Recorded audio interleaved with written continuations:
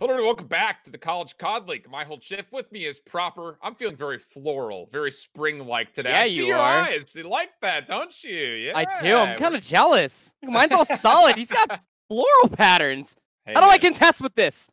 you don't. You got the chain going on. I don't have the cod chain vibe. I can't pull that off. That's the one thing I don't have going on with me. But the one thing we do have going on, whether what we're wearing doesn't make much of a difference because Concord Maroon, who was winning the winner of our previous match, will now be playing up against Georgia Southern and the Eagles. This is going to be a good one. I'm just going to go ahead and say it. I have no idea if that's going to be true or not, but I'm hoping that at least it will be true because simply put, Georgia Southern looked incredible versus Carleton, and we know that this Concord Maroon team can compete with the best.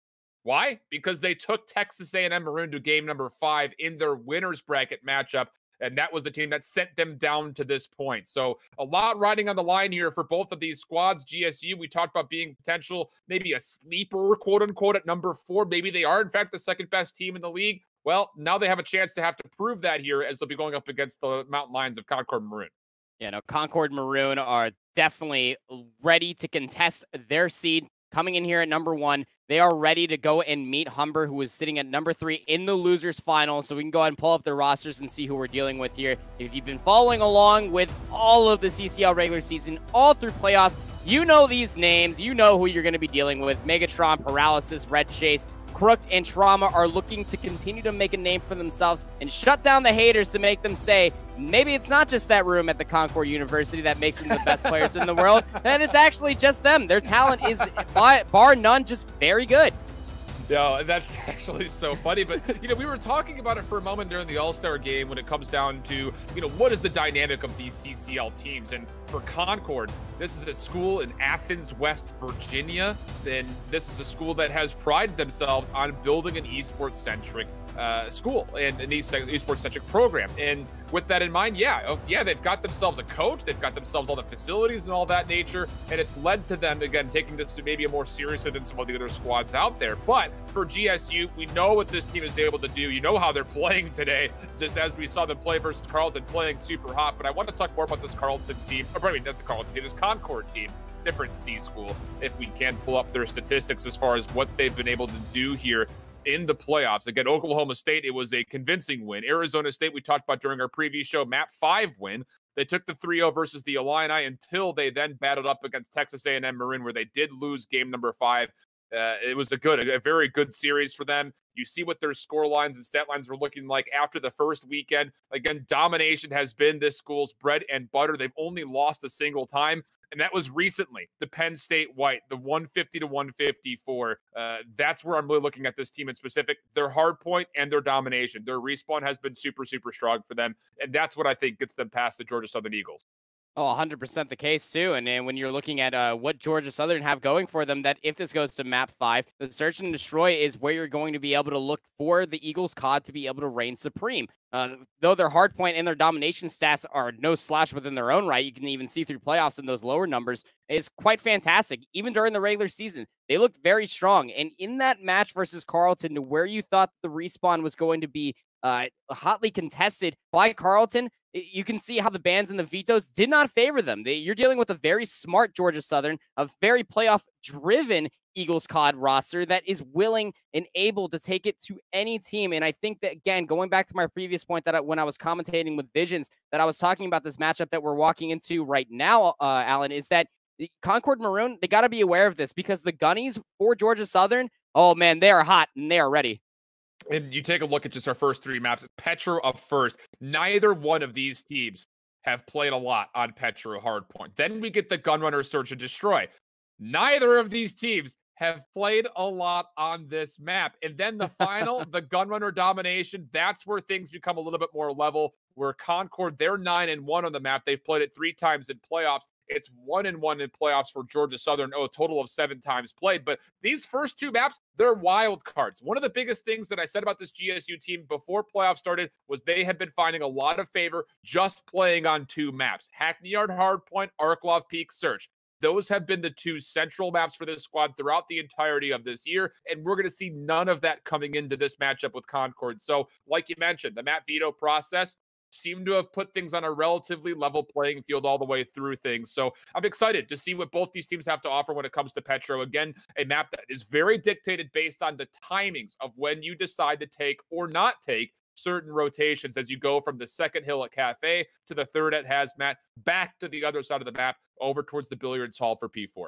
I think you hit that point so wonderfully, too. Same Petrograd, kind of closer to Azir Cave in that manner, but just a little bit bigger of a map, too. Those rotations are, I mean, it takes so long, too. And I'm glad that you brought it up the way that you did, too. And whether or not you decide or don't decide to be taking those rotations could be timely, because you want to make sure that you have numbers that if you don't have the spawns behind the flowers, the flower market over by the Hazmat building, then you want to be waiting for those reserve numbers as you get the scrap time on P2, so that way you can get a good pinch inside P3 of that Hazmat building. Same thing could be said about the billiards hall and P4. But I think when you're looking at things a little bit more in depth, not to get over analytical with it too, you're looking for these flex players, you're looking for paralysis, and you're looking for any other member that can be willing and able to pick up an AR to get those extra elongated eliminations across the bus stop area. Mid-map pressure is what you're going to be looking at. So Eagles COD are definitely going to have to be aware of that too, whether or not Paralysis has been joking around with their main AR stature and how they feel very comfortable with the M4. It's definitely something that you have to be aware of when you're going up against GSU. Again,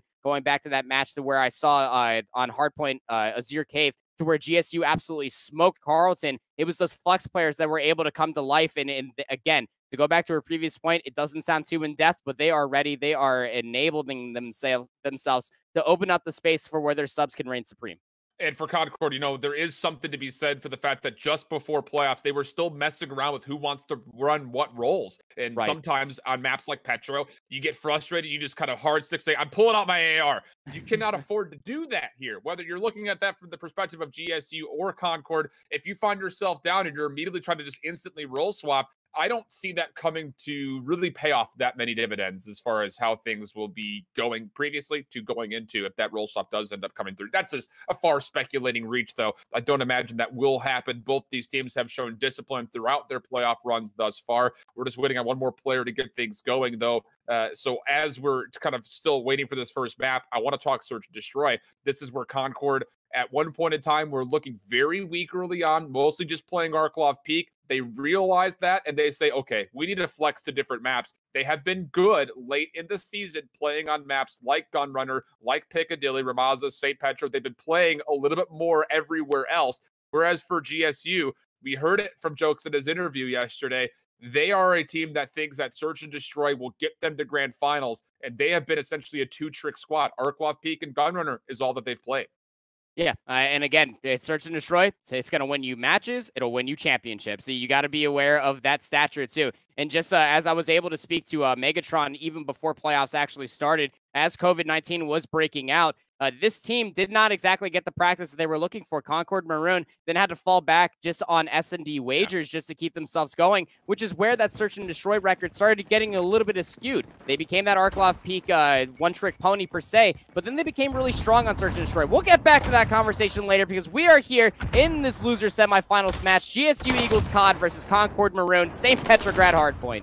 It's GSU with the preferred side and the first two opening kills, but look at Concord. All 5 members just go right through the middle of the map. Wow. This will definitely lead to a spawn flip, and now you just kind of keep that snowball moving towards the hill as you try to full flood back in, but GSU have realized this. They turned their guns up to the back, and they deal with it relatively nicely as they've already found the first 23 seconds. And you can see that GSU, they're more than aware of this, obviously, because of their spawns, but Concord Maroon, they're not going to be giving this up with any sort of ease whatsoever. They're going to be holding on to the top billiard side. That's going to be Red Chase, but Tessin is trying to their best to not only keep this hard point going in their name for GSU Eagles COD, but trying to break on 4. Tessin's on 4 straight for their first life and is doing a great job with their dead silence to boot. It's going to be 40 seconds plus for GSU heading in off of P1 as Concord Maroon look to replicate that time plus some more here on P2. There is an inherent risk with taking a full 5-man flip for the spawns. The first being that, obviously, if you're sending all 5 members through, you're not contesting the hard point. The second being that if you do not end up re-breaking that first hard point from behind, GSU can be quick to immediately flip the spawns right back. So yes, first 15 seconds of initial time will go the way of Concord, but GSU are already here trying to contest. Unfortunately, Megatron and Red Chase will combine for 3, and that'll be enough to essentially establish a bend but not break scenario here for the Mountain Lions. So now you got to wait for these numbers here if you're GSU. You can't just end up single file lining yourself in towards this hotel lobby. You got to somehow work your way on the pinch. Visual looks to do just that as they're working the billiards hall, but Concord Maroon, again, with the no-all. They have the spawns inside the billiards alleyway, but then you also have to take a look at Red Chase, who finds a big kill on Jokes mid-map. They're going to be met by 2 other players to where they're going to get gunned down from, but it at least is the no-all that they're trying to force out the rotation. The rest of the players at Concord Maroon, they're going to lose the scrap time, sure, with Megatron going down, but the rest of them are going to look for this early rotation where they're cutting mid-map very wonderfully to where they can find the initial time here on P3. I implore you all at home to think about these hills in segments of 20s. You have your initial 20, your contest 20, and then your scrap 20. That contest to scrap time, that's when you're starting to look to see how did the kill feed go and can we turn this into an early rotation. GSU has done just that as they get the scrap plus the rotation from P2 into P3 and now tested in the middle of the map. No one can seem to face him up in the gunfights as he's now found 5. Will drop 10 and 4 though for Tested. Him and T really starting things off nicely for GSU. And it's like you would never expect to. I mean, GSU Eagles caught Testin and T. Name a more iconic duo where they're able to control mid-map on a multitude of hard points and being able to break things open wide. Testin and T at 10 apiece each. Testin's now going to go up to 11. Concord Maroon are working this hill wonderfully. They're only about 30 points behind to where GSU are currently sitting at. And again, Red Chase is trying to force out an early rotation over to Billiards Hall, but GSU Eagles are right there to meet them. So now Concord Maroon, they're going to have to work this very long rotation. They have players on the north side and players on the south side over by P1 to try to work this pinch. They just got to worry about Benny on the northern side over by P2. 10 seconds here, 15 seconds there. It's leading to a more convincing GSU lead as they break the 100-point mark to just the 64 of Concord, who will be able to flood right into the hill. And with a couple of kills turning up in their favor, it's just down to Jokes to try to hold on for as long as possible. And he's not able to do enough of a job to keep the hill in their favor. So Concord have broken in from the front. But now the big question is, how do you hold on? Red Chase will find essentially collateral on the 2. Andrew Crooked will come on in to find himself the 3rd. And now he's got himself a 4th lined up through the back door. And the scrap 20, this is when you're looking for the rotation. It'll be a 1v1 for scrap time, which paralysis wins. But again, it's GSU on the rotation, winning the gunfights, getting themselves up for the initial time at P5. Spawns over by the archways now for Concord Maroon. They're looking to set themselves up on a pinch. They're going to send in players from the west and the east side of this restaurant, hoping to find the breaking. Crook and Red Chase are able to find 2. Yeah, Jokes is going to be able to find a trade, but the numbers are starting to stack up here for Concord Maroon as GSU Eagles caught. They're spawning over by the bus stop. So a very early contested time here for Concord Maroon as they get the what essentially would be the initial time here on P5, and they're doing a great job of holding things down. Red Chase, if you remember in a match yesterday, yeah, it was on Ramaza, but they were able to show up and they were able to go huge. And this is absolutely massive for Concord Maroon. Not exactly something that you could say that Red Chase goes big for their team, but when you have a main AR being able to open up space for your submachine guns to waltz in with ease, that's exactly what you get to see for Concord Maroon as they start now encroaching the lead, just sub 11 points. Crooked and Megatron doing a hell of a job right here, getting the scrap time, and this very well could lead to a technical victory, if you're going to call it as such, in the first rotation of hills, as the lead will swap over to the Mountain Lions of Concord Maroon. But again, Georgia Southern, they found the better part of 50 seconds on this first hard point in our first initial breakoff, and they're looking to set themselves up to do exactly the same. The question becomes, at what point do you try to break on through, because you're essentially conceding the P2-sided spawns to Concord's favor, and now all of a sudden, not only does Concord have those spawns, but they're in a position to try to contest faster than they were the first time around, but it won't lead to any extra success as there's a clean kill feed for GSU. Yeah, so you put Red Chase over by the alleyway, you influence those spawns right over by the billiards, so that way you at least can play your anchor role, and then you can put the 4 remaining members to try to contest P1 for as long as possible. You don't want GSU Eagles COD to be able to get the 50 seconds that they did on the first set of hard points, where they literally existed on this hill quite with ease. But Concord Maroon, they send those 4 players in, they're able to find the break, they're going to leave Trauma in there to get the scrap time as the remaining players look to set up for P2. But GSU, you got to be aware of this if you're Concord, are all hitting on the water walk, and they could be flooding in here sometime soon, but going absolutely big is Paralysis and Megatron to find 2. Red Chase has a fantastic position to shut this down from afar as they find 2 on the receiving end, and it's going to be good scrap to initial time for Concord. Red Chase's development as an individual player has been astonishing over the last couple of weeks as Megatron has been going back and forth between being the main AR, being an SMG. They say, all right, Chase, you have to lock down our main AR. You have to play faster than you normally do, though, because our engagement numbers are not where they need to be. And now you see Red Chase at 17 and 15, doing a great job keeping up with the pace of GSU. It's a 10-point lead, but as I say that, the contest 20 seconds of the second hill will actually tilt in favor of a GSU break. One more maybe hit here for Concord if they want to try to contest some of the scrap time, but as Jokes and Visual are able to find the better part of 4 players, that's going to have to be conceded over to GSU, who will put themselves above 170 points. Big kill there for Paralysis, finding Benny on the rotation on the water walk. They're going to be meeting Visual here sometime soon at the same time. But Concord Maroon giving up that scrap time, like you said, that was the perfect moment in time that you leave a few members trying to keep P2 contested for a certain amount of time while you work the rotation on over towards the hazmat building. Yeah, Tessin has found themselves over here, over in the flower bed. They're trying to influence the spawns, but Megatron already spawned back there too, so Tessin's going to get figured out. They go down,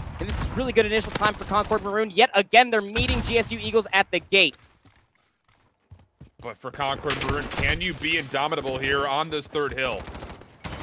GSU has done a good job breaking thus far. Concord spawning favorably with the hill spawns, but you don't want to be spawn trapped back here. So if you can find a flurry of kills, turn this into map pressure. There it is. Concord Maroon instantly get the breakthrough. Now you got to push up the mid-map. You do not want to spawn in the back for much longer. GSU are going to be forced to essentially give up all of the force towards this third hill in favor of the rotation. But while they do this, the Eagles are going to be looking to zone off the middle of the map. And even though Concord breaks through the 200-point mark, for GSU, the whole goal is zone out the middle, get a free 20 to 30 seconds, and put ourselves right back into the lead. And so far, they're doing just that. Being able to put Jokes on P4, winning out the rotation this time around. Looking real good. Concord Maroon, though, with no all, going to be waiting for their numbers. Find a pretty big kill there, mid-map. It looks like they're going to start swarming on in. There's still 2 players here for GSU Eagles COD. That's Jokes and Benny. Benny goes down, but now when the flood comes in, by Paralysis finds 2 plus a teammate. This is really good, and it leaves Crook to be able to try to piece together multiple. They won't be able to do so. GSU with the re-entry are going to be able to get this hill back in their name, and with 25 seconds left on this hill, it just means one good hit from Concord Maroon before they can finally settle themselves and try to rotate on over towards Concord, or towards P5. Paralysis will be spawning mid-map where they find a big kill onto Tessin, so that way they can feel a little bit more breathing room in towards P5. But with Concord Maroon getting this breadcrumb time to keep the lead at 2:28 is where it's probably going to be swapping over for. You got to be looking to P5 because both teams can win here. Visual, just again, I just don't like that setup from GSU. Visual, the AR, is not watching the cross or blue square, so now it's just going to be a 50-50 battle to see if Concord can win out with the SMGs, but no, GSU, they've got the numbers, but can they deal with Andrew? Crook is going absolutely bananas. Oh my God! Nearly a fourth, but he kills some time off the clock to get Concord's reinforcements back into the mix, but Gunley or Betty, however you want to know him as, he finds 2 to kind of make sure that break doesn't come into fruition. GSU now with the potential to get almost nearly a full hold on this 5th hardpoint. It will give them a lead, but not enough in the tank for them to win the game. So we're looking to P1 for both of these teams. Who's going to win this rotation and who can close out map number 1? Oh, this is going to get scrappy. Those kills are real good for Concord Maroon. You can see that it's just Jokes that is hanging out in the apartments. They're going to be getting some good shots down on Red Chase. Benny comes back in to find Crook. This gives enough time for GSU, who spawned on the northeast side of the map, to work their way back over towards P1. Concord Maroon are starting to get spawns on the northwest side of the map, but this huge wipe comes in the name for Concord. They meet them yet again, 247 and counting on up. GSU Eagles, they are nowhere to be found. They can't even touch the point. Concord Maroon win 250 to 221.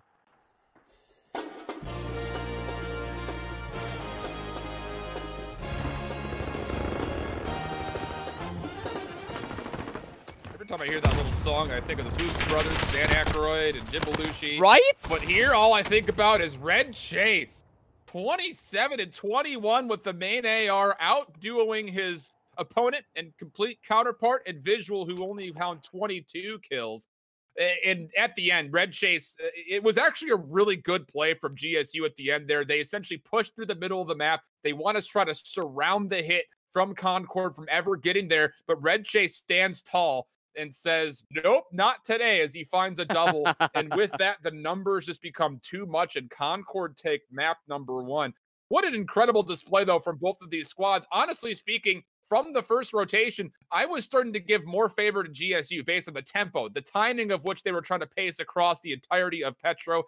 But at the end of the day, Concord was finding some scrappy battles inside of Hills. There was that one moment as well at P4. Just go there with me mentally, where it was Teston, who was top blue square, looking down the alley where P1 exit is instead of Visual. If that AR is there, that hit from Concord most likely doesn't come through. But because it's just an SMG, Paralysis found the trade. And with that, Concord flooded 4 members right through the front door, won the gunfights. And that P4 was everything in my mind as far as who was going to take that map. And unfortunately, GSU's setup, even though they gave up the scrap 15 to 20 seconds, they did not set up correctly. And with that, they lose the map essentially in my mind.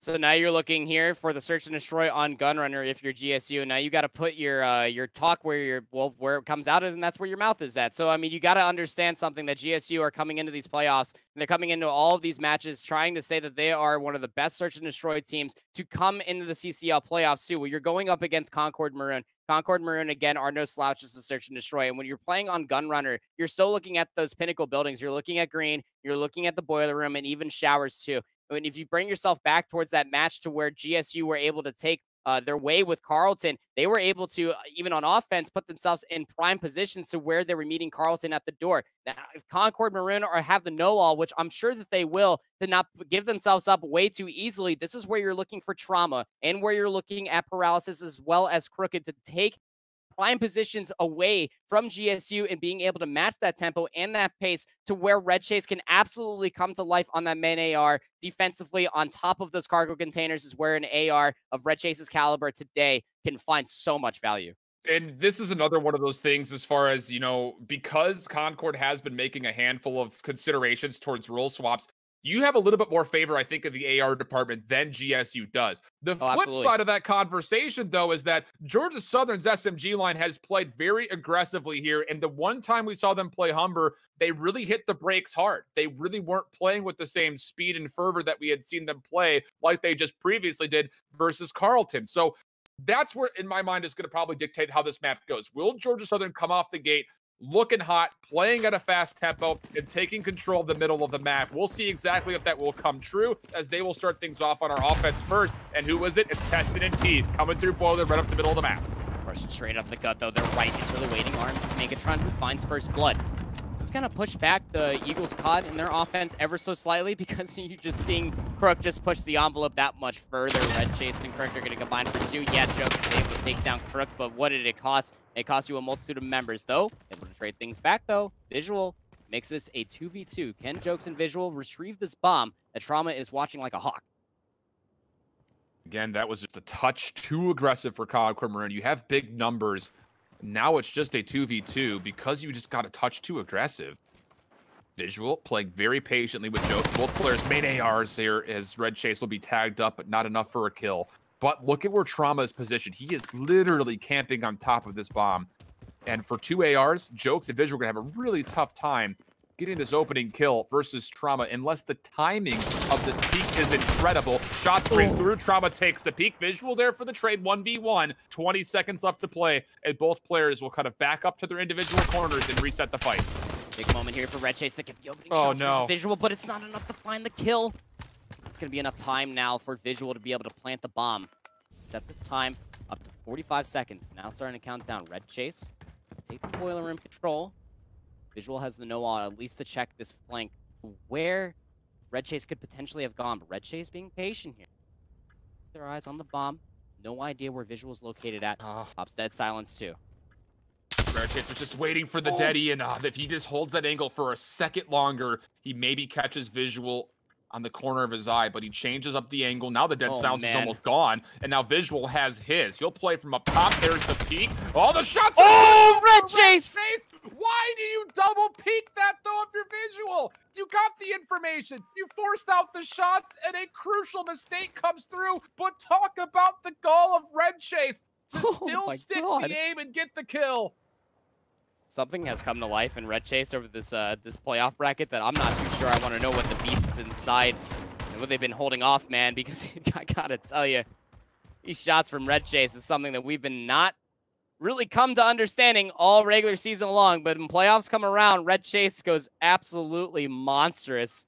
That play, like you said, don't double peek that if you're visuals, but Red Chase has the know-all and able to push back up that green alleyway.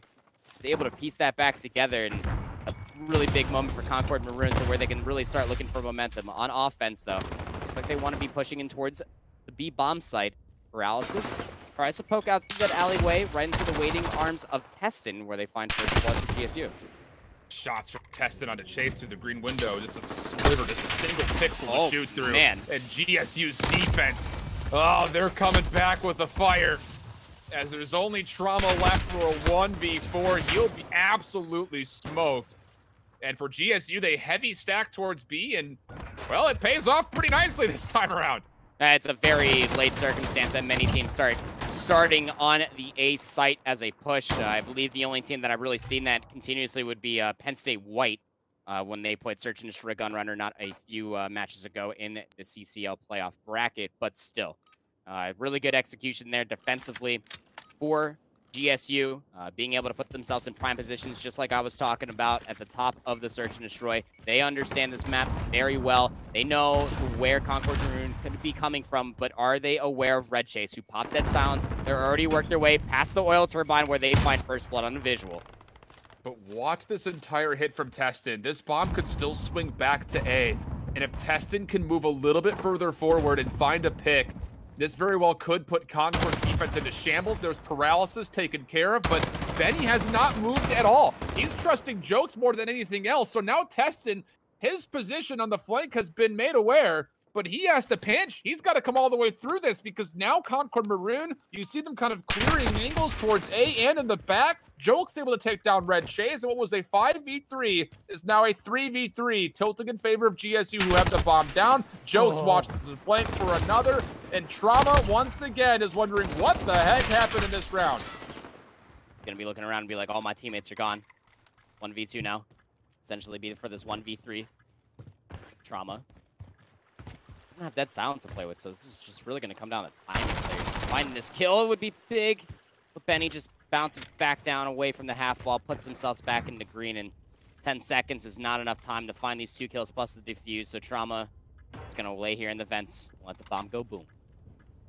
He's also going to be making sure that he keeps his lifestyle, he can get dead silence built up just a little bit further. One more late ego chow almost comes through, but for GSU, that's a hell of a way to take back a 3v5 situation and give all the credit in the world to the long flank that came out. That was the only option, the only play they had. Maybe you clear enough space to swing the bomb back to A, but with Jokes kind of holding over the middle by B, Teston just has to make the full flank, and it pays out. So now 2-1 the score. Concord Maroon looking to bounce back, and we haven't really mentioned it yet, but for Georgia Southern, this really does feel like a map you have to win if you want to have a chance versus Concord squad. And Jokes, he's going to find another kill yet again as he is able to find first blood. And now numbers for GSU as they're in a 4v3. Pushing through rather aggressively into Boiler Room. Pays off. Take that map pressure away from any offensive team is good. Search and Destroy Gunrunner. Looks like it's going to be a rotation over towards the A site, which is relatively left open. Trauma puts some shots over towards green. This might be well executed. The timing is here to be able to take the A site. It's going to come down to testing whether or not they can find an entry kill. Trauma over top in the office won't win the gunfight versus T. Rips their head off that window. It's going to slow things up ever so more for Concord. Red Chase with bombs. Start with the sucker. See the rotation soon to follow. It's going to be a really big opportunity now for Paralysis to take down T. Is the timing going to be here? Testing able to take down Red Chase. Now Paralysis for essentially a 1v3. He does have dead silence, but he's got to check his left. No! The gun up in time to take the fight, but it won't come through. So much had to go right there for Concord. The first step was Paralysis needed to find a kill, and he did. But beyond that, Red Chase, after planting the bomb, needed to either find a pick and push through or get away with his life.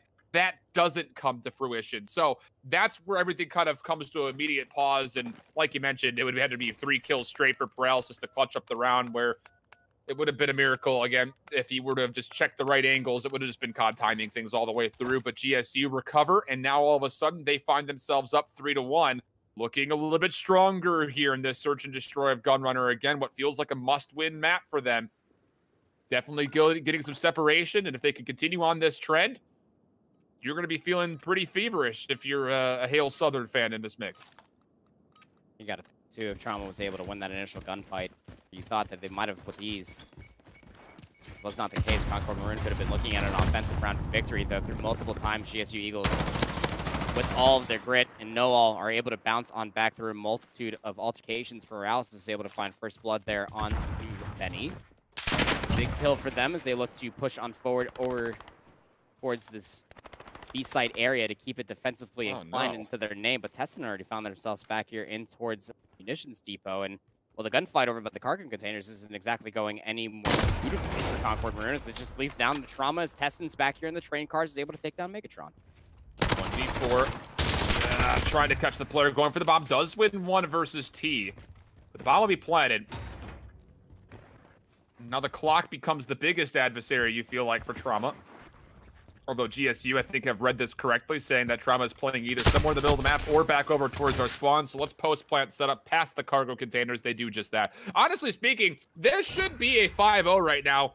If GSU just plays round 1 correctly and doesn't double chow, this should be a 5-0, currently speaking. And it has been a tight 5 rounds, to be fair. But so far, it's just been too many rounds where Concord Maroon have had to battle back against a 1v3. And then you also go back to the round that was a 5v3 and they couldn't quite close things out. Even in that defensive setup, you're pushed so far forward, and that's good. But the problem is because Teston gets behind you, everyone turns to look back towards their spawn. That opens up an opportunity for GSU to retake the map, which they do. Now for Concord's next offense, it's going to be a more full flood over to A. First blood for Megatron onto Betty. Paralysis finds the second. And this is the only rotation GSU could do. Send both Visual and Teston through the munitions depot. Try to clear things out in the backside of the water tower. Paralysis shots are decent, but not enough to find the elimination onto Teston. Has top AC control. Is going to re-peek. That is actually able to take down Paralysis, but Red Chase is right there for the trade. Now for a 2v3. Visual and Jokes. They're on his backside.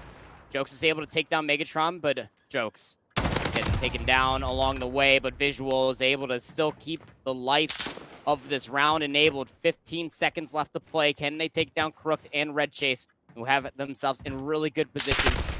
Sees Crooked, rips him right off the heady of the coal mine cart, but there's just not enough time anymore to find the kill on the Red Chase. Visual almost had this round. Visual seeing Red Chase go behind this box.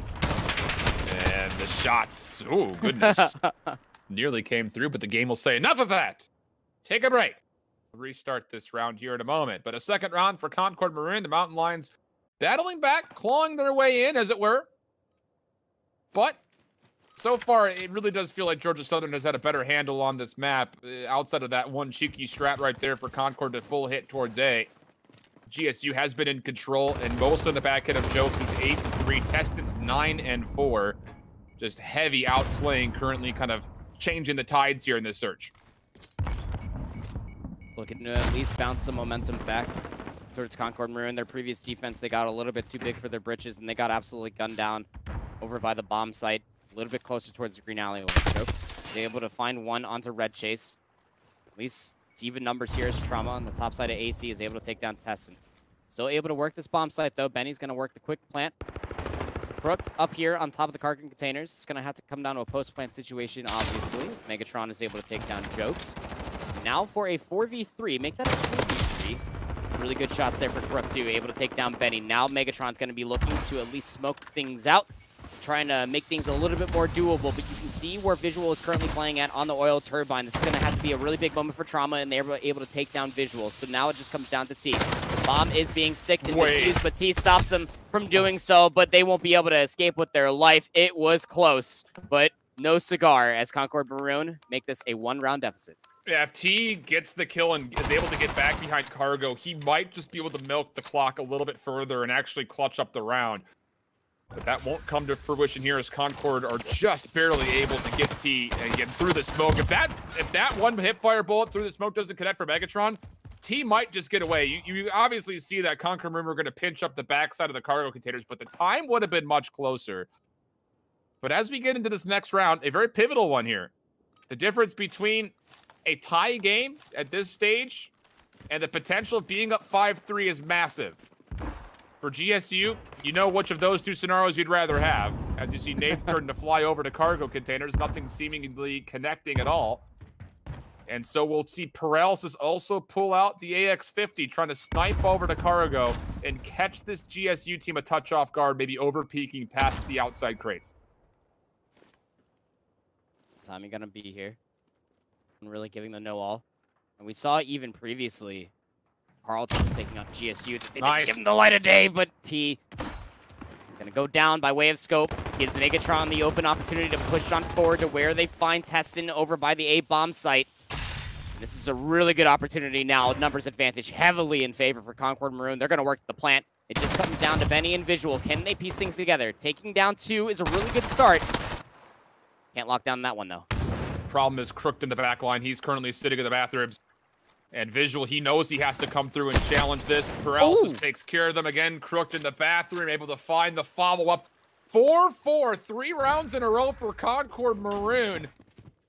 And we said at one point it should be, and was looking like it should have absolutely been, a 5-0 in favor of GSU. Now all of a sudden, you're tied up going into a 9th round.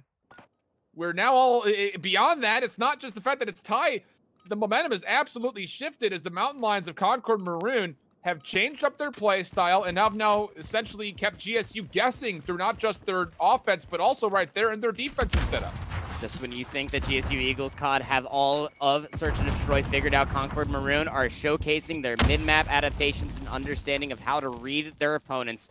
GSU are starting to reel, though they're able to work their way up towards this bomb site or where they get the early plant. Crooked.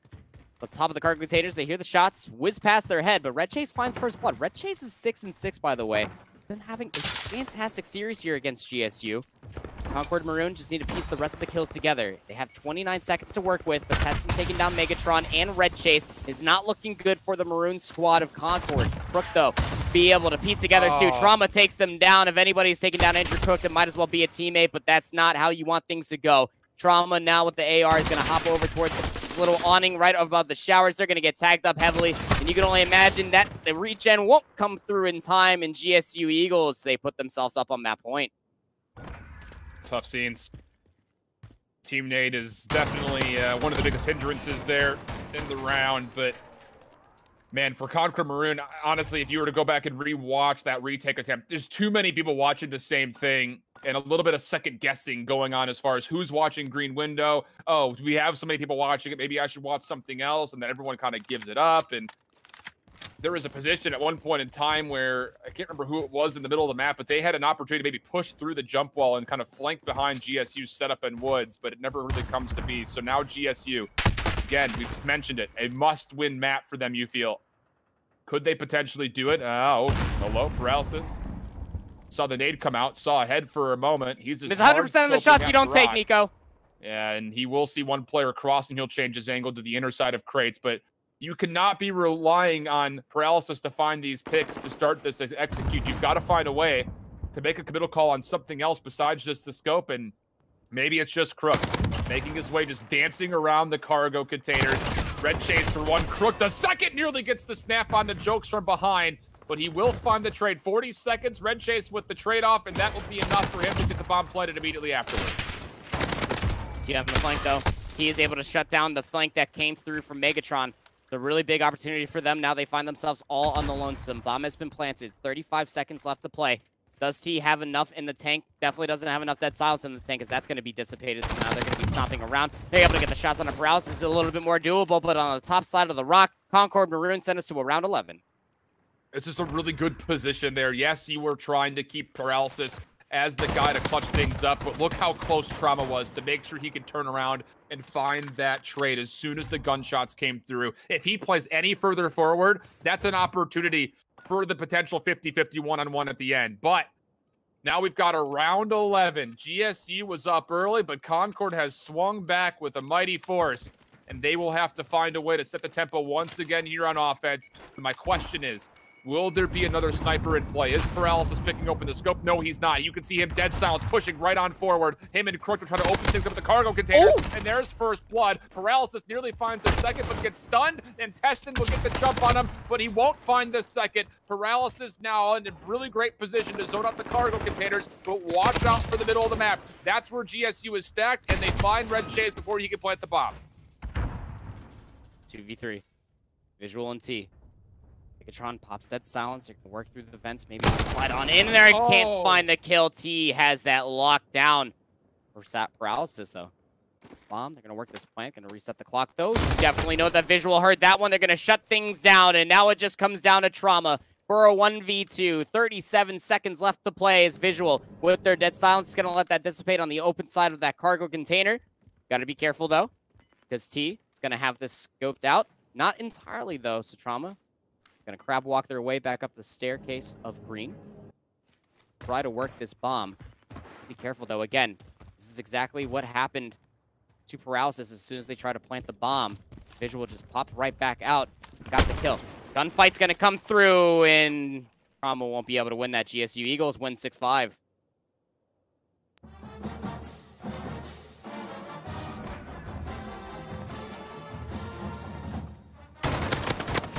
That's just a great post-plant setup there for Georgia Southern. You've got T watching the long flank just in case there's some kind of a move to get around his teammate to the backside of cargo. You know where the bomb is. So at that point, you just say, let's use the clock as our third ally. And they do that very, very well. So the mistakes that may have been made in that first round have been corrected. And GSU in a must-win map do take it 6-5. And with that, we're tied up in the series. One map apiece. But it's domination that's up next.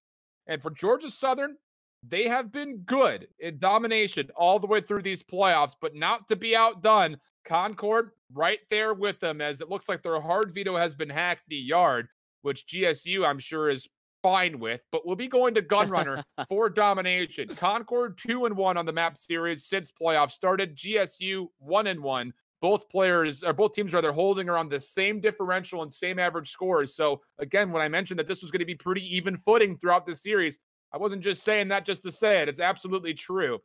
But the one thing I will say is that Concord, we've seen them get more reps on the CCL regular season throughout this. They've played it a total of 10 times, as they are 9-1 compared to Georgia Southern, where just 7 times through this map at a 4-3 in total. And when you're looking at domination as a whole, too, just for these two teams, you're definitely looking at the map first, right? Gunrunner, comparatively to some other maps, to where you're going to be able to influence a multitude of positions by way of submachine gun pressure. This is where you're going to be looking for Trauma to be able to pick up some of that slack that we didn't end up seeing them being able to do in that hardpoint St. Petrograd. Might need to come a little bit earlier to light sooner rather than later would be good for Concord Maroon, as it would be hardpoint Ramaza soon to follow. So a guaranteed 4th map here for this losers finals match. But again, you can't just rely on Crook, and you can't just rely on Red Chase to find all of these eliminations on the OE hits, or even when you're trying to break in early on that B flag, or if you're trying to flip the spawns. Something's got to be opened up here for Concord Maroon, and that thing is called consistency. Consistency is going to be key, not just in this series, but if you want to get past this one, get through Humber, get to the grand finals, you have to play Texas A&M Maroon, not just once, but twice if you want to take the championship away. Well, that's going to be tough to do, but I think I'm right there with you there, Andy. Consistency is going to be absolutely key, but we'll see what unfolds with the Gunrunner Dom right when we come back after this break. Well, welcome back. We're jumping straight into map number 3, a tied up 1-1 map series here between Georgia Southern Eagles and the Concord Mountain Lions, as it will be Concord spawning from the A side first. GSU trying to work their way from the C side immediately over to B with all 5 members, which you got to be careful of because Megatron is sniffing this out. Number 8 on your minimap. He's making a play for a C neutral, and as Trauma makes a little bit of a solo play, that's going to lead to an instant neutral of this C flag for a time. And GSU, what do you do from here? The answer will be, let's set up for a B capture and try to flip the flag over to A. They do a great job at that, too. Able to put multiple members on the headies right over by the coal mine in those. And it's doing a great job of just shutting down Concord Concord Maroon, who are spawning in the backside of that warehouse continuously. They're going to get the B flag back in their name. They have not put a member back over towards that C flag because they are failing on trying to push all the way through into the A flag. Visual almost able to piece together third with that pistol, unable to do so as Paralysis comes back into the mix. So this is what's really scary. Off of the setup the GSU found themselves in, they full-on commit over towards the B flag. They win the initial gunfight, and all of that is said and done. They put themselves in a prime position to trap Concord Maroon as they look to try to push their way over towards the B flag, though. It comes down to Megatron, who's able to piece together two, so that way they can open themselves up a little bit more towards this cargo or this coal mine area. Good recorrection here for GSU. You saw them trying to push that B area, trying to get the A flip, but now it's T trying to hit a different angle. He's going to cut right through and maybe try to pinch things up. He's realized that Red Chase is behind him, and somehow Chase keeps the gun up and wins the M4 versus MP5 matchup. Concord Maroon with that win will get a flip with the B flag and immediately turn tail and head back to their home flag as they realize that GSU is trying to make the play through the middle of the map and through woods to get here for what will likely be a full flip, as it's going to come down to Paralysis, the last member here of Concord Maroon, trying to hang on, and well, a little bit of a split spawn situation. Now that all of a sudden there are two members for Concord behind A, while two more were at C. And with these numbers, they can get the rest of their teammates to spawn in the woods, and this is going to be an AC flip. Now all of a sudden, Concord could just flood over to B with numbers. Crook's able to find a couple, and this could lead to a triple. Oh my God! Andrew Crook, coming off of the cruise, is just welling and able to take on a multitude of members at any given moment. They're on 4 straight. They're at 9 and 4 right now, and this is just a really good understanding from Concord Maroon. When all was said that they might end up losing that home flag, they do get the blessing of the domination. 2-player spawns over inside the warehouse, and you said it wonderfully, Alan. They were able to get that C flag, and they do the next best thing. They just push over towards the B flag. We're in a domination here where they're leading by 28 points. And GSU, you gotta somehow find a flag here, buds. This is real tough. Really, really tough for GSU. A lot of decision-making has to come in as we have a north-south spawn flip. Yes, this is the right call. Get your B flag and then hit everybody back over to A. Even if you lose this B flag for a moment, you want to take the A flag back. They've done just that, and as soon as they feel like they've got the A flag in their control, you wrap back mid-map to try to deal with B, but the problem is you can't deal with Crook, who's 11 and 5. Megatron also finding 4 straight in this life. A big influence for Concord Maroon is once again, they're trying to pack the hurt into GSU as they try to full flood forward to A. This time, though, Visual will stop them in their tracks, and GSU will be looking to make their move now over towards the C flag. Oh my goodness, this lead that Concord Maroon are putting on the hurt against GSU. This is just real tough scenes. Crook comes back into the mix. T is able to take down their teammate, but Crook is right there to find T. With 3 kills coming in sequence for Concord Maroon as they get the C flag continuing on into their name. Megatron worked that neutralization onto A. So still a little bit time going by to where GSU were unable to get at least 1 point to their name. Concord Maroon are leading by sub 40. 39-point lead is looking pretty darn good now at the 40. Concord Maroon are coming out of the gates absolutely hurting, and this is just a well execution of starting on the A side of the map. B flag is a little under pressure, but we're only at 28 seconds left, so GSU, they need all of the help they can get in the point department, and winning this gunfight for Benny is absolutely massive, so that way you can hold on to this AB until the end of the half. Well, here we go. 12 seconds left. GSU trying to make this full dom come to life for maybe 2 more ticks. There's the neutral. That'll stop points for Concord, and the trip cap gets there. So a small salvage coming through at the back end of this first half, but still a 31-point differential as Concord Maroon are able to influence the triple cap for a pretty significant amount of time. And that, again, that split spawn moment, so massive in allowing that to come through.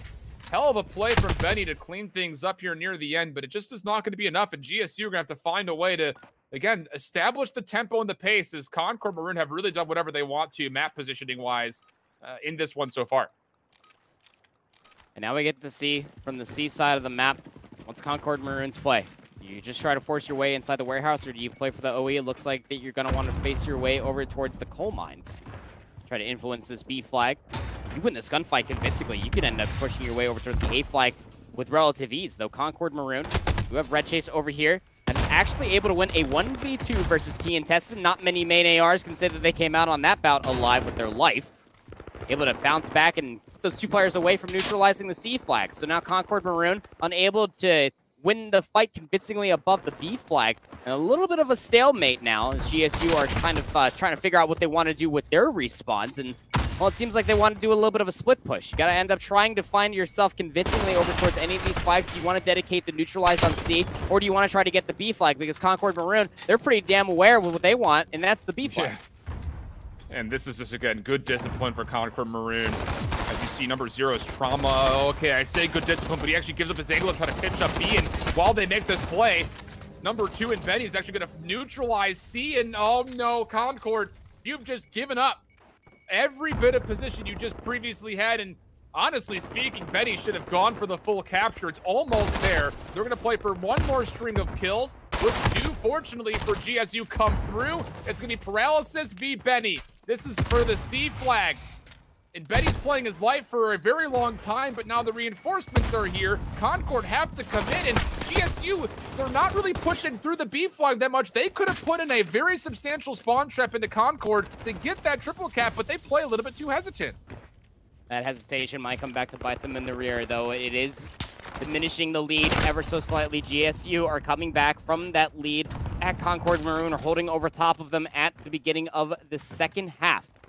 Now it comes down to GSU being able to hold on to these two flags convincingly, but also working in towards the C flag. Being that pest on the neutralization is what you desperately need here for GSU, who are now making this a sub 20-point game. Concord Maroon, off of their respawns, are looking to recontest over towards B. They put 3 of their strongest players over there to try to put that back in their name, and they're able to get the B flag. But you got to be careful here if you're Red Chase. This is going to be a big 1v1 against Benny, who is playing the pest role ever so wonderfully, just so that way they can always keep the resources split. But a good wipe comes through. Now Concord Maroon can start pushing in towards the A flag, where they have multiple members sitting on. And Megatron, he tries to come back to help Crook get this A flag back and tell us what to say. There was a moment there where if Concord Maroon don't win their individual fights on C and A, this could lead to GSU again convincingly coming back in, but it nearly leads to a triple tap for Concord as they again won those individual gunfights. Now it's going to be down to Red Chase. He is the solo player here at C, and he's only able to find one of what needed to be 2.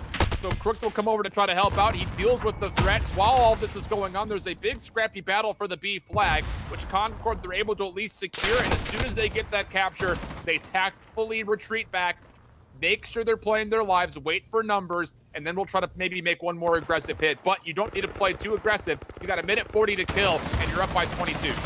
Yeah, Concord Maroon, like you said, are up by 22. They can win this off of the C side of the map. They don't really care to really be forcing out the spawn, so it would be a mere consolation prize. With holding on to these 2 flags guarantees your victory. A minute 25 left in this half, and it's a good 4 kills that come in the way for GSU. So now they can flood their numbers over towards the B flag, get this back in their name, but they're going to have to hold on to these 2 flags, plus work the neutralization, if not get a full domination with just a minute left here, Shift. It's starting to look pretty dire here for the Eagles.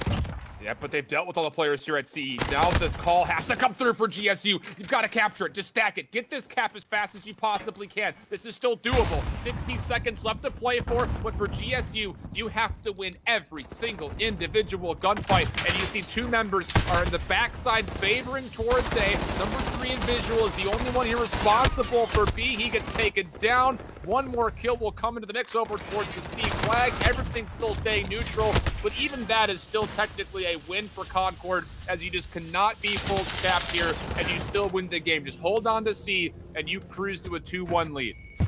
And you can see them just doing that. You got Red Chase right over by the train cars as you have Trauma looking at the OE from the cargo containers. And you can see the desperation from GSU just starting to flood numbers over towards C. But Concord Maroon are still putting in numbers just to keep them off of B. Wonderfully done there for Megatron as they poke out at the right time with the shiv and they find jokes. And that's going to be the final nail in the coffin. GSU cannot find the full cap. They can't hold on to 2 flags. Concord Maroon are going to be able to take this domination map and put this series up 2-1.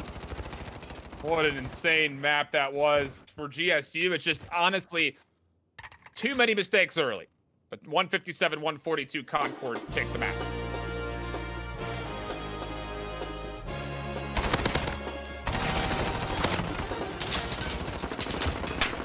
Hell of an effort, though, all the way through for GSU. They tried to stick in, did what they could to hold on.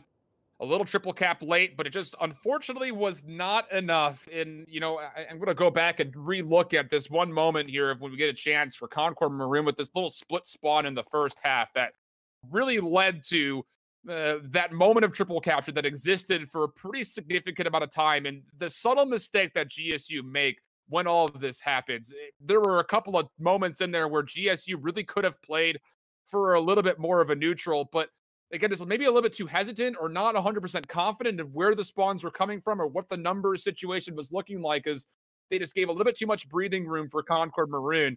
I'm not gonna lie, proper. There were moments there where I thought for sure GSU were going to be able to find that minute comeback at the end.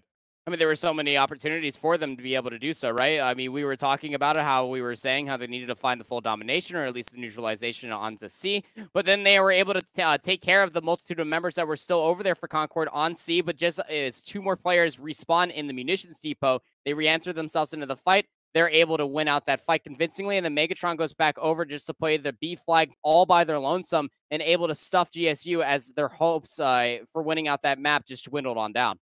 We'll take a look back at this clip here really quickly. Again, this was right in the middle of our first half. And this is one of those things that this is where the spawn start to come through. As I'll rewind just a touch here. This is the moment where that spawn flip kind of goes back and forth. Concord is, because they're 50-50ing right here, no one is actually going to spawn in the back, simply due to the position. Again, here's one, here's two, here's three members of GSU. There's no chance that Concord could spawn here, but there's also no chance that GSU could spawn here. So with this little split spawn moment, you're going to see Concord win the battle at A, make the play for C, and this is where things will go completely awry for the side of GSU. Because simply put, as you see them make this move, there's the next spawn flip that comes out. Here is the split spawn that I was mentioning. Two members, as soon as Concord win those 50-50s by A, they spawn in the back. Because they win the fights over here, now all of a sudden Concord is going to spawn on the wood side while GSU is going to spawn up top here. And this moment of indecision from GSU will lead them being triple cap. Look how nobody is capturing the B flag until it might be just a touch too late. As soon as they make that play, with the wins that happened by A, everybody from Concord is going to make this full swing back over to B. And this is what's going to lead to that triple cap moment that we saw in the mix. And I just don't know what exactly was the committal call here for GSU. They spawn up. They're trying to full flood to B, but Crooked, Megatron, Red Chase all find a full five-man feed. And with that, the split spawn situation becomes a little bit more crazy because now you've got, with every single member of Concord hitting this direction off their spawns, now it turns into a flip where now GSU is spawning down here. And they have to make a decision of, do we go for A? Do we go for C? And none of the decisions come through in time. And it leads to a pretty significant moment where a triple capture comes through for Concord. And that's when things really start to snowball for Concord Maroon near the end of this first half. Yeah, and when you're in those moments of time, too, I mean, you bring yourself back to the domination that was played for Carleton versus GSU. In those moments of time when it came down to just winning your ones, being able to put at least one member to try to win a 1v1 or a 1v2, GSU were able to come out on top of that. That's against Carleton. So essentially, you were going up against 47 and Hawk. But when you're going up against Concord Maroon, you're dealing with a five-man roster that is willing and able to take those gunfights and winning them convincingly. Or you're also dealing with a Concord Maroon squad that are pretty damn well versed in all of these game modes, that understand what those spawns mean and where they have to put their numbers. You even saw that from the C side of the map. You saw that during those split spawn moments as well, that they just had a very deep understanding of where they had to put their gunnies through, and they had the confidence to win those gunfights as well. Yeah, it's just one of those things that when you've got that much SMG pressure, really for both teams, there were moments where that's when things really started to get out of hand on both sides of things. Concord, Crook, when he's doing things like he was doing, yeah, things become much easier when you're moving around the map. On the flip side, when T and Teston do the exact same thing, yeah, it becomes a little bit easier to find a way to come back in. But now we swap things in and we go back to hard point, and things can drastically change here because it is Ramaza, just like Petro. Everything comes down to what happens in the middle of the map. For Concord and Georgia Southern, look towards the top high grounds, towards Rug, towards top Cafe Plat. That's where the power positions rotate through, and that's what you want to see controlled from either of these two teams. Concord Maroon going to be starting off on the west side of the map, though. Untraditionally speaking, a hardpoint Ramaza, you don't really get your initial 50-50. P1, it's a little bit more opening. Let's put it that way, at least for the side that where GSU started on. So they're going to be able to put themselves there, find the initial kills, and get the initial time onto P1. But for Concord Maroon, they don't want to be giving up the sandbags area relatively too easily. GSU start putting numbers to try to flood in to try to break the spawns. But they're not going to really find that with relative ease themselves. And Megatron coming back in towards P1 will be able to wipe all of themselves clean. We'll start 4-0, and that means that this is going to be a little bit of a dwindling P1 time that GSU Eagles were looking to get. A little bit of a fumble there. You saw GSU, they actually tossed the Semtex up towards the entrance of this little dark alley at bridge while one other player was trying to push there. No one was watching the middle of the bridge. That's what leads to Megatron getting that little mini pinch. And it looks like there will just be 35 seconds for GSU. Megatron, don't do it to him. He's got some help. That'll make life a little bit easier. But now we go into the hill where Red Chase needs to keep his life in the backside bathrooms. He's not quite able to do that in a very wonky moment coming through here for GSU as they're trying to hit the middle of the map, but the spawns are actually back towards where the gun shop is. So as Concord deal with it, now you've got Crook on a potential pinch. He does get cut down, but that will still serve as some information to see how many members are still hitting this for GSU. And with the numbers advantage, the Eagles will find a way to break in from the front. And this is where you saw, going back to a multitude of hardpoints here for GSU, that they find themselves a lot of value. Breaking hardpoints early. Concord Maroon, they need to be aware of this, and they need to be cognizant of all of the different lines that they could be hit from GSU, where they are able to waltz in here and they find the break. Then they're going to be able to build this lead ever so bigger. Concord Maroon, though, with the wiser decision, because like you were talking about, Shift, much like Hardpoint St. Petrograd, the rotation from 2 to 3 is just so long that Concord Maroon, they're not going to really fully dedicate any of the remaining numbers just to try to get for a late hit on P2. They go for the rotation over towards P3.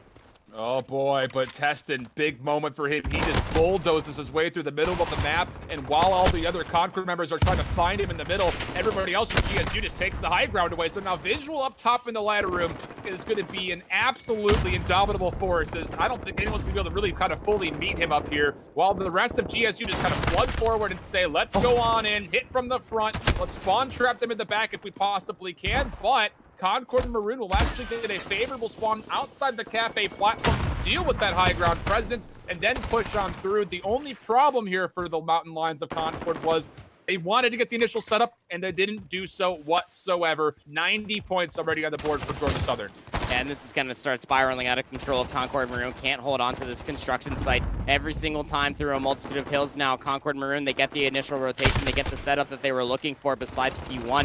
And then they get absolutely smoked on the rotation from GSU, putting themselves in prime positions. Take a look at this minimap yet again. You have Visual also working into the backside. Luckily enough, Crook had the know-all to check that backside and is going to be able to take them down. Now you're going to be looking on the front end where Tesson is able to take down two. This could be the opportunity that GSU might need to break inside this hill, but they don't necessarily have the numbers to do so. Trauma and Red Chase still existing onto this hill, and they're going to be able to combine for a few more to keep this hill in the name for Concord Maroon, you think. But Jokes is still existing on this hill, keeping it contested. Visual as well. But Trauma and Red Chase are still there, fighting their hearts out on this hill, but GSU, their lead is still growing.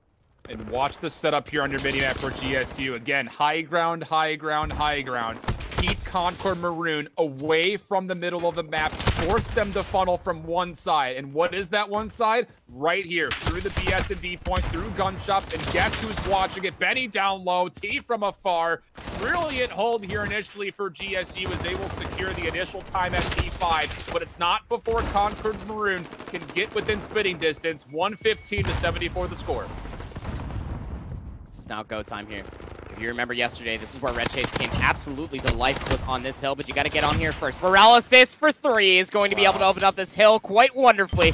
Red Chase on the back end is able to find Benny, so now Concord Maroon can set themselves up here for the next 35 seconds. GSU are spawning and coming in through mid-map, so this tunnel is going to be the pinch that you're going to be looking for on the other side of the barbershop. Paralysis gets the understanding, is able to find their 5th for this life, or their 8th, excuse me, as Trauma is also on 5 straight. How about the 9th for Paralysis? Come on, give me 10 here, bud. I believe that you can find it, and they do. Teston gets gunned down. GSU now are starting to reel. The lead is dwindling. Concord Maroon are starting to come back on this next set of hills. They look to set themselves up for the rotation, at least cutting through the mid-map, but GSU, they're already setting up for the initial time on P1. I get asked every so often, Shift, what do you do to break open some of these hardcore setups to get into these hills? Sometimes the only answer is someone's got to pop off. And that time it was Paralysis who made things happen. 18 and 13 for the kid. But as we get to our second rotation of hills, GSU once again set up on top of the bridge. They found a lot of time here before. The trophy's going to keep Benny safe. And now it's just down to Gunley with the pistol. Nearly able to take down Crook, but it won't be enough to find the full kill. So now it's on the reinforcements of the Eagles to get here, try to win out the last 30 seconds, but Concord Maroon are meeting them on the battlefield on the high ground. It's going to be a 50-50 battle, and as I say that, even though a couple of team kills come in, GSU win the trades, and they'll take the final 20 seconds of the bridge. This is a really big opportunity here for Red Chase. You see them over by this white van. Going to be looking, any sort of kills would be good for them. Crook is working on the east side of the electronic shop. Is able to slide themselves in here. Initial time would be massive for Concord Maroon as they are dealing with all ends of the push from GSU, but jokes for two might open things up. GSU are not far away from this hard point, and it just comes down to Red Chase to play their life. They're able to find one. Paralysis is right there to combine with three, and Megatron comes back into the mix for four. The Concord Maroon getting good amount of mileage on this hill is absolutely massive. Crook finds a really good kill too, and Trauma at 17 and 10 is looking to complete a multitude of angles for them as they're playing over by that bomb site and that location. They're shutting down GSU before they can even think about getting towards the hill, but two players do sneak by, but they're dealt with handily. Here's where issues will start to crop up for Georgia Southern. They're running two ARs right now between Visual and Jokes. That is a very dangerous setup. Yes, you get good control over the high ground, but what do you sacrifice? The ability to contest inside the hill if your SMGs are not popping off, which currently they're not. 15 and 24 for Tested, 15 and 21 for T. That's why this game is so close. Yes, GSU is winning rotations. Why? Because they have to rotate sooner to get these ARs in their prime positions. So as Concord Maroon are trying to break their way in, you have to be mindful of the double ARs and find an angle to where these ARs are not going to find full value to give yourself some kind of an even footing to take these battles. Again, you see Joseph watching the side door way back into spawn, and GSU will set up on a more passive bunker here in the Barbershop Hill while they retake the lead and push themselves to 176. It's a really big moment. Trauma slides into the point, is able to find Visual, and now the spawn trap might come in way. GSU, they got to somehow break inside the point. Teston is able to combine for two, so at least it won't be trapped here for too long. Just down to about 25 seconds, so Concord Maroon, they're not going to want to invest way too many numbers into this. Player number 8, that's Megatron. They're going to work their way through bottom cafe as they look to set themselves up for the next hill, and any sort of exit eliminations would be fantastic as Concord Maroon gets spawns for the construction site, and they're winning the gunfight as soon as GSU start leaving the barbershop. And again, this spawn trap is brutal if you set it up correctly. And the SMGs are actually getting down and dirty in the front of the crane. Trauma up top. Just keep your life if you're a fan of Concord Maroon right here. 205, 170 the current score, but watch the rotation from GSU. They have to go all the way through gun shop. The only opportunity that's available to them is to take the longest route, and that's going to lead to 30 seconds maybe of free time here for Concord. They've already soaked up 20. Do they read it? This hit's coming through, though. Everyone's worried about the middle of the map. No one's reading the backside hit, and GSU will just flood on in. A little bit of a misguided awareness moment there for Concord Maroon as the Eagles will break from behind. It does take a long time, but the break is appreciated.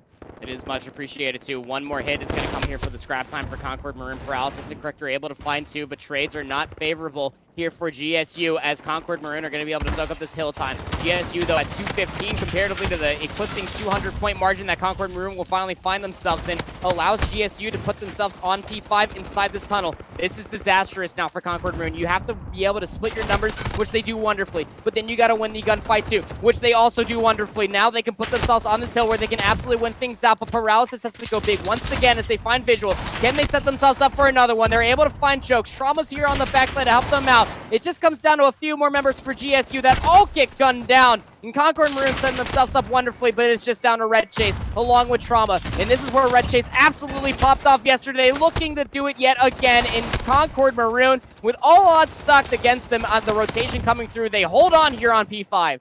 Oh, but Red Chase is reading this beautifully. Neither team can win here, and look at the position for Red Chase. He's just going to sit top construction and challenge anybody who tries to get into the initial time of P1, but Visual smokes him. The ARs for GSU have been the linchpin of success for the Eagles here on Ramaza, and they're going to have to be once again as both high grounds are controlled for GSU. Visual with the second kill. We're going to get the rotation. It's going to be 215 to 234, 50-50 gunfights, but for Concord, you have to break the high ground setup. Benny watching up close. He's got Red Chase in front of him. He had a trophy he never put down. This is an opportunity. Concord's going to break the hill at 220 is where it's going to stall for Georgia Southern. 240 and counting on up. Georgia Southern, they have to flood in their numbers. They're going on the top side of Rugshot, but they won't have enough time to set up for a pinch. Concord Maroon putting themselves in very powerful positions are still keeping this point contested. GSU trying to keep their numbers here, and they're starting to get some gunfights. Team kill comes through from Visual, but will it be enough? Concord Maroon says yes, absolutely it's enough as they win the gunfight of previous, and they're going to be able to win this map out. They're going to continue on where it's 250 to 220 will be the final scoreline. They're meeting Humber in losers finals.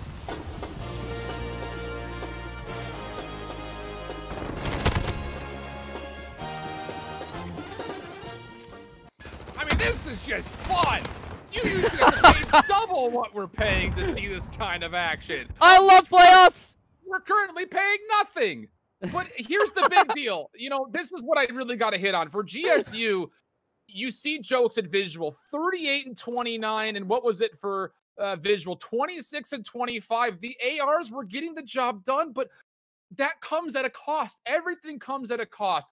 I know we've been seeing teams like Florida pull out double ARs. We've seen amateur teams like Singularity pull out double ARs at times, but there comes with a cost when you try to do that. And when you're lacking in the SMG line, when you're getting outslayed in the SMG line, it's tough to fully break through hills like Ramaza provide for you. The barbershop, the ruined tunnel, and really everything with the exception of the bridge is inside an area, and your ARs cannot really afford to jump in and contest those hills. So for Concord Maroon, yes, a couple of massive moments out of paralysis on P5. You also had the pinches coming through for Megatron, but when you're running 2 ARs and 3 SMGs, you lose the ability to pick up pinches, but more importantly, you lose the ability to hit pinches. And because of that, Concord found more success late in the second rotation, leading to that 250 to 220 point total and a 3-1 in the maps as Concord, like you mentioned, will meet up against Humber in the losers finals.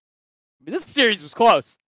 You can look at the scoreline right below our beautiful faces. Like, this series was hella close. It was just a 1-point difference in between being a reprise of that same Petra hardpoint, which would have been phenomenal. You can see that, well, both of these teams not following the script, obviously, that I wrote for them heading into this matchup. But still, nevertheless, too, I mean, again, like you said, when you're running those subs and you're able to find pressure, Trauma dropped 40 kills, by the way. They went 40 and 22 in that map. And what was their job? They were shutting down the OE hit continuously. Bring yourself back to that second hit, the second rotation of hills on P2. And Trauma was just playing that B site right over by it and outside of the tunnels. GSU trying to flood in their numbers right through the window and through the market side, just shutting down players left, right, and center. You also had paralysis going absolutely massive at certain points in time, but they went 10 straight inside the P5 hill, and then that ended up setting up Red Chase that much further, where they seemed quite at home in that tunnel as well, and then that just allows for the rest of the team just to play their game, where you're ending up having fantastic members like Megatron and Crook being able just to play their life and keeping it as they look for rotations continuously, time and time again. It was close. Let's not forget that GSU Eagles, they were leading that match at the first set of hills by, what was that, almost by 60 points? Yeah, the Concord Maroon, yeah. if not more. Yeah, Concord still win out rotations. They pulled themselves back from the depths, and they're able to win out the match. What a fantastic hardpoint we just got blessed with. Yeah, incredible series, but for GSU, they will be eliminated at 4th place here in the CCL playoffs season 2. Again, they were our season 0 champions. So what's left? Concord Maroon, they haven't lost a tournament yet that we've hosted since they entered the CCL, but they're going up against Humber, our defending champions. And who's waiting them?